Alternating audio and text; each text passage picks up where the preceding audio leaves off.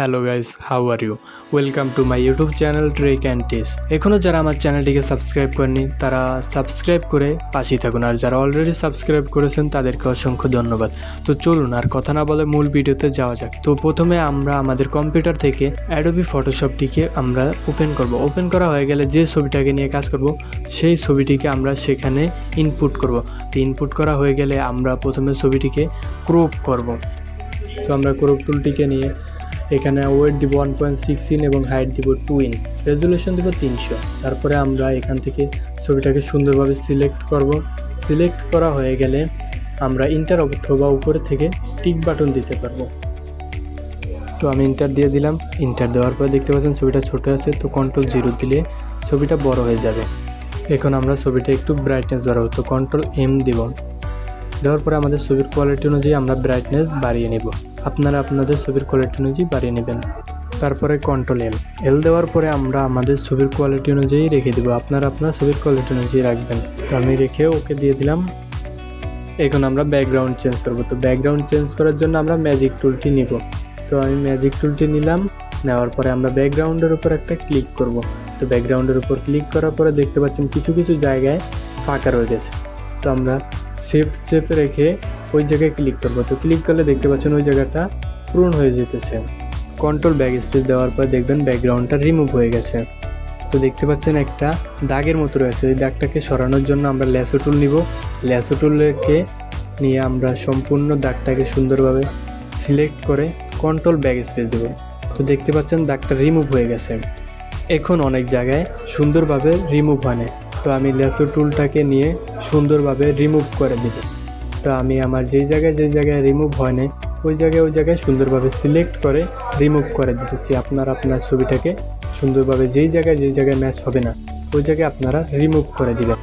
আমি আপনাদের সময় বাঁচানোর জন্য ভিডিওটাকে একটু তাড়াতাড়ি করে দিতেছি যাতে আপনাদের সময়টা বেঁচে যায়।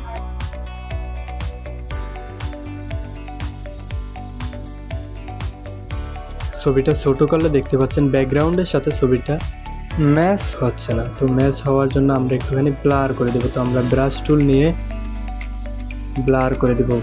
আপনারা আপনাদের ছবিটাকে আস্তে আস্তে সুন্দরভাবে ব্লার করে দেবেন। তো আমি আমার ছবিটাকে ব্লার করে দিতেছি।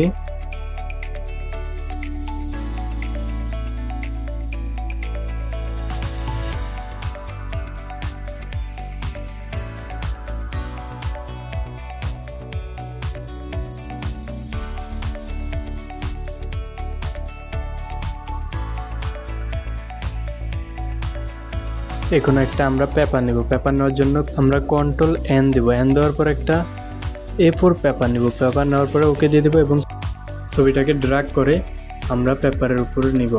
নেওয়ার পরে আমরা কন্ট্রোল T দিব। কন্ট্রোল T দেওয়ার পরে রোটেট 90 ডিগ্রি দিয়ে আমরা টিক দিয়ে দেব। তো এখন আমরা পেপারটা সুন্দরভাবে আমাদের ছবিটাকে বসিয়ে নিব। তো বসিয়ে নেওয়ার পরে আমরা কন্ট্রোল Alt Shift বাটন চেপে ছবিগুলোকে আমরা কপি করব যাতে ছবিগুলো নড়াচড়া না করে এবং এদিক সেদিক না যায়। এখন আমরা সবগুলো লেয়ারকে একসাথে করব। তো কন্ট্রোল E প্রেস করে আমরা সবগুলো লেয়ারকে একসাথে করব। তো আমি আমার লেয়ারগুলোকে কন্ট্রোল E প্রেস করে একসাথে করে নিলাম। তো এখন আবার কন্ট্রোল Alt Shift চেপে রেখে ছবিগুলোকে কপি করব যাতে নড়াচড়া না করে। তো আমি কপি করে নিতেছি।